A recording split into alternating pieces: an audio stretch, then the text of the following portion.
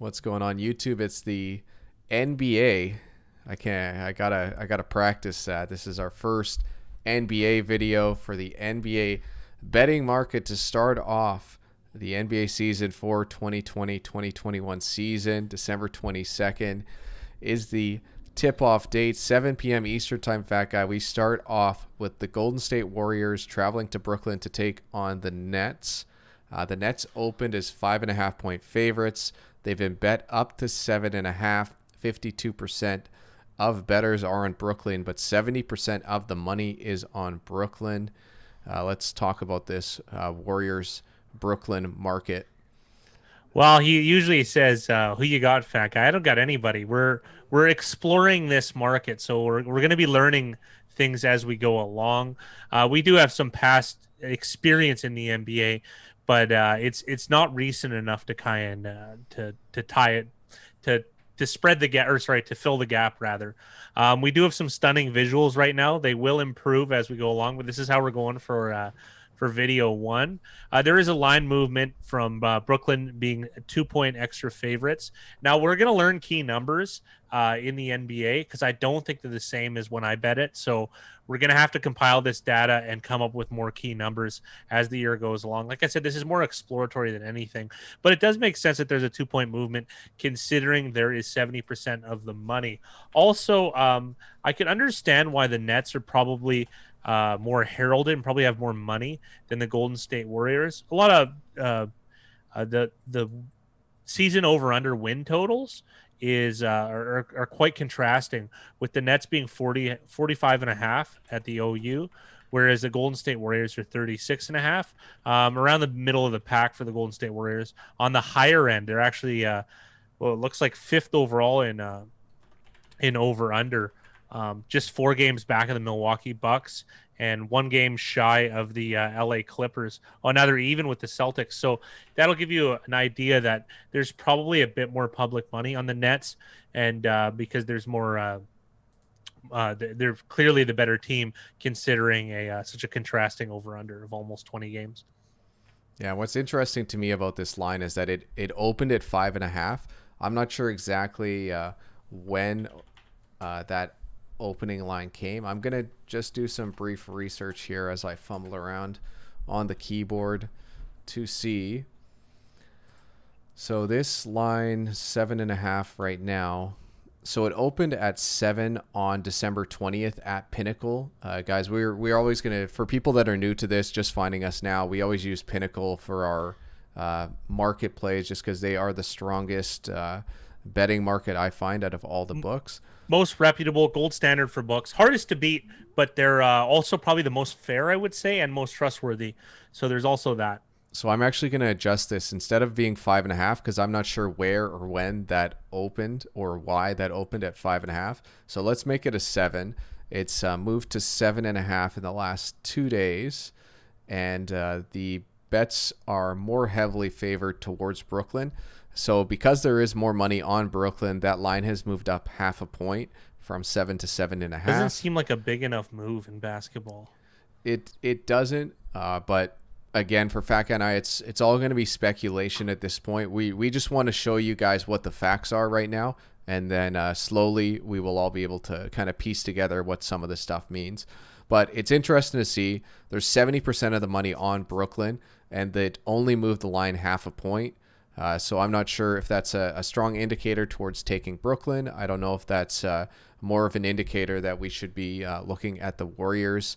There's probably not a ton of value on this game, to be honest, on either side as far as the spread bets are But concerned. we really just don't know. And to be honest, if the book's taking exposure, I like if I were leaning aside, it would be Golden State, right? Yeah. Considering they are taking exposure, and sometimes the spread contrasts the money line, so they're able to balance in a if they take two markets into account. But we're going to find out that that's not true when we carry over to the money line. So for Moneyline, it opened. I'm just going to double check these numbers, guys, because that's just what we do. We've jumped straight into this. So it actually opened at Pinnacle. Sorry, guys, 232 and minus 267. And the current market is 256 and minus 297. So that has pushed up quite a little bit. We can do some fun with math here to see how much that actually moves the line for Brooklyn. And that math is wrong. So 267 divided by 367. Compare that to 297 divided by 397. So that half point actually moved the likelihood of a Brooklyn win by 2.06%. We'll just adjust this so everybody can see. Obviously, that's going to throw everything out of whack. So let me just move these three a little bit. So 2.06% is the increase in win probability for Brooklyn from 267 to 297, which is quite interesting. They have received 70% of the bets, Fat Guy, 94% of the money. Yeah, so that's the part that I'm looking at. That part is very interesting to me. I'm not sure if that's sharp money. I'm not sure if that's square money. I'm not sure if that's just a whale both. jumping on Brooklyn. It has to be both. It's probably both. I think you're right. But why? This is the part that I don't understand. Like they moved the win probability 2%, right? So they gave a 2% more likelihood of 2% winning better at that open line. Yeah. So, but that's hard. That's hardly keeping up with the money. So they're going to be taking exposure if the book closes right now, which what seems to me seems confusing to me, just having experienced sports gambling my whole life more or less, is why in the first week, the first game of the season, that you're like, this is where your lines are supposed to be almost strongest, right? Because you had all this time. Like that just doesn't seem right. So I don't know. Like this actually, this seems interesting to me from Golden State as a dog standpoint. Obviously, this is a theory, and we're gonna have to compound it through the year. I'm not gonna be betting this, obviously, but I'm like I said, the whole point of this adding NBA is we're gonna learn it together. We have some proprietary statistics that will accumulate over the time, and anyways, we're gonna go through the against the spread, money line, and over under markets each day, and kind of learn as we go, more or less, right? Just trying to use our skills from other sports, most likely football, and see what we can glean from these numbers. So I find this super interesting, Fat Guy. The over-under for Golden State Brooklyn opened at 228, and it's been bet up to 234.5 points. With the line moving up, there's only 42% of bettors on the under, but 86% of the money, which I find quite interesting, considering that the line has moved higher and higher, but there's more money been put on the under. Yeah, but that might have been late money because they might have been some buyback. Do you know what I mean, Big Rye? So it's not, because the thing is, it's not linear, right? Like they're just spikes. So there's a chance that somebody bet very large when the number moved to 234.5. Because a lot of what these pros do is they'll simulate these games and come up with a what they feel is a equilibrium number, and they'll graph it to see how many deviations each numbers are from it. So maybe they have, let's say, 228 perhaps as the equilibrium, but then 234 is 2 standard deviations away, perhaps. I'm just giving you a scenario of how you would do something like this, something that we've done in other sports.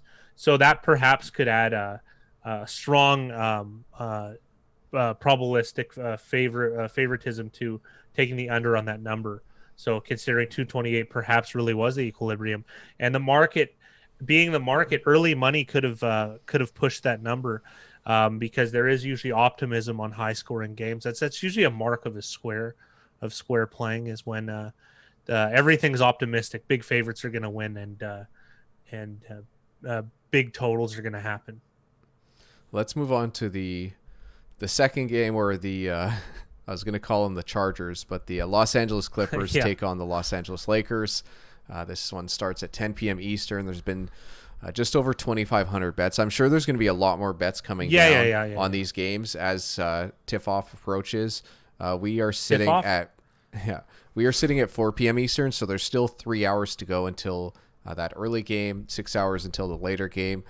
We don't have the exact numbers on the number of bets, but I'm guessing it's going to be probably 6 to 10,000 on each game, maybe a little bit more right, because it's opening day.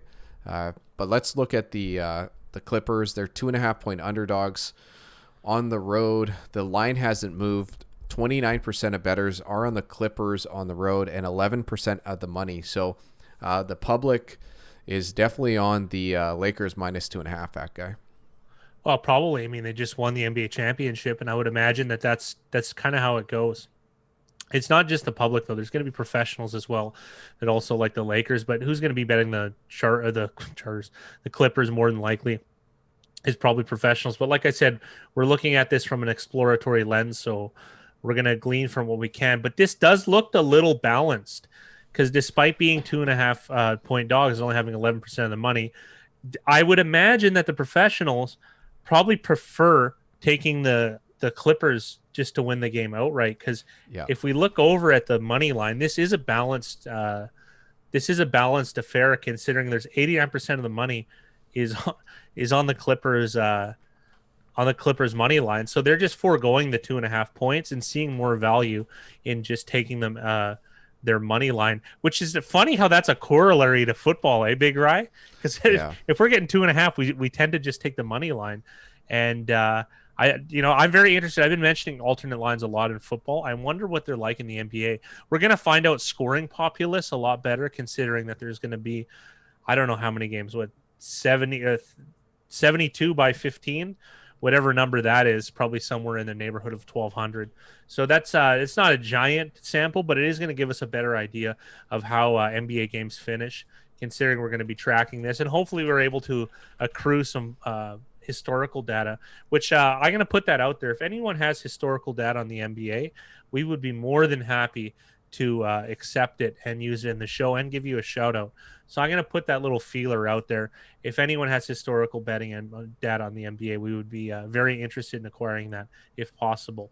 But that being said, I do think this is it looks to be balanced considering the contrast between the money line and ATS. Well, this is another thing that I bring up in the NFL lately, but this is a Vegas middle opportunity, because if the Lakers win by 1 or 2 points, 89% of the money is on the Lakers to win by more than 2.5, whereas 89% of the money is on the Clippers to win the game outright. So if the Lakers win by 1 or 2, if these money percentages are correct for the books, they're going to make out like gangbusters. So yeah, they will. That'll be a very interesting thing to keep an eye on, and that might be the reason why this line sits at 2.5 and doesn't move, because of the money on both sides. So I think Vegas, like the fat guy said, we don't have the exact numbers on what the chances are that the score will be a 1 or 2 point finish for the home team to win.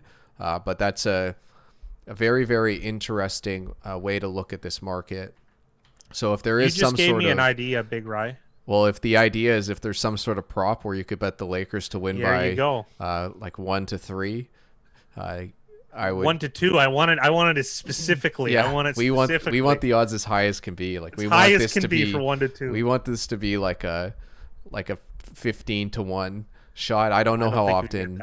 I don't know how often it is. Like you and I are assuming right now. Like in 2 hours we could find out exactly what it would be, but that's something that we're going to be working on as we go forward, guys. Well, and there's another idea. This is why you peel the onion, as me and Big Ryan and I rather like to say, because you're trying to find opportunities, and when we know what result the sportsbook needs, I'm kind of curious how to bet on that result, because that's more or less how I've been making a living for quite some time. Yeah. So anyways, as far as over-under concerns, what do we got here? So it opened at 223. It's been bet down to 219, and that's more in line with what the money percentage is showing. And what this makes me think, to see huge money percentages on unders on both games with 4 marquee teams, as far as I'm concerned, is I have a feeling that there are sharp bettors jumping all over the unders on both sides.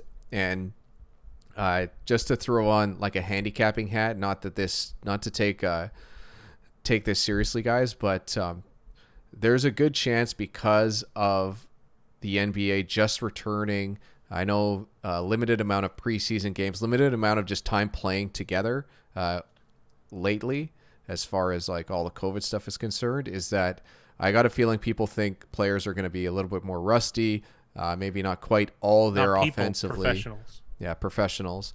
So something interesting to keep an eye on as we watch these games. I think these over unders are already very high, at least from when you and I used to bet basketball years ago. Yes, years ago. But I know the game has changed quite a lot. It's not all Kevin Garnett, Boston Celtics, defensive Best years. stalwarts. I don't even know Stalwarts. if I don't even know if Kendrick Perkins types can even play in the league right now. With I know he kind of got phased out with the new scoring, but we're dating ourselves here. Forget all this stuff we just talked about. What is more important is the actual market. So the market is showing that sharps and professional bettors really do like the under in this game, which I find interesting. Whales don't typically bet for underscores. It's just not a thing. Floyd You know what I Mayweather mean? is not betting unders. Is that what you're trying to Well, say? we'd have to track it, but I would doubt it. They like success. They like betting on success, not failure. And I guess that's one way of cutting up over and unders. So over and unders, I sounded like such a square. Over and unders. We aged like So 40 OUs. years just making Yeah, this we video. really did. More like 15. Okay. I think that's it, guys. I think we've covered these 6 separate markets. I really do find it interesting that the Clippers-Lakers have 90% of money on each side and that there is that Vegas middling opportunity. So take this information with a grain of salt, but come back. We're going to be doing this hopefully every day, taking a And look improving at the market. every day. Yeah, there's going to be a lot more research as well. You guys in the comment section, ask us as many questions as possible because it really does help us in going the direction of our research. As well, if you really want to take a leap of faith, if you're brand new to finding us, we do have a YouTube membership where we do talk about these betting markets in a little bit more research is put into it, a little more accuracy in some of the predictions that we might make, as well as a lot of dialogue in our Discord channel, which is excellent. There's about 20 of us right now, and it's growing every day. So if you do join the YouTube membership, you do have access to our Discord channel, which includes talk about the NBA as well, and specifically the NBA betting market, as well as college basketball, college football. The NFL is what our specialty is at the moment, but we are working hard in the backgrounds to improve every single one of these sports and find any edge we can get, specifically using betting markets. Anything else you want to close with, Fat Guy? No. I think that about covers it. Like I said, it's a work in progress, and our visuals are going to improve as we find our way, because we're going to be able to, all these numbers that are inputted are going to be put to use. And like I said, if you happen to have some laying around from past seasons, it would help us very much so. So thank you for tuning in today, and we hope to learn with you. And good luck in your games today for December 22nd.